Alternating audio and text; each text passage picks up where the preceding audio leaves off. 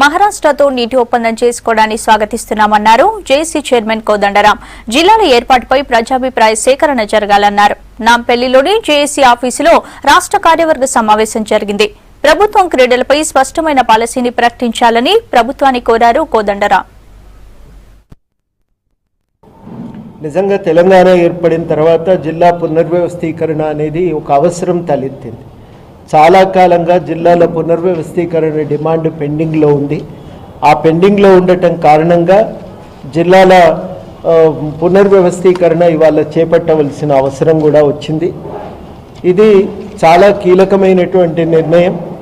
ఖచ్చితంగా ప్రభుత్వం ఇవాళ జిల్లాల పునర్వ్యవస్థీకరణ కోసం ప్రయత్నించడాన్ని మేము స్వాగతిస్తున్నాం. చర్చ జరగటం, ఒప్పందానికి చేసుకోవటం మాత్రం మంచి పరిణామమే. ఒప్పందానికి సంబంధించిన వివరాలపైన మాత్రం మేము ఒప్పందం తర్వాత చూసినాక వ్యాఖ్యానిస్తాం. దాన్ని గవర్నమెంట్ బహుశా పబ్లిక్ డొమైన్లో బహిర్గతం చేస్తుందని కూడా మేము ఆశిస్తున్నాం. బహిర్గతం చేయాలి కూడా, అందరికీ అన్ని విషయాలు తెలుస్తాయి. దాన్ని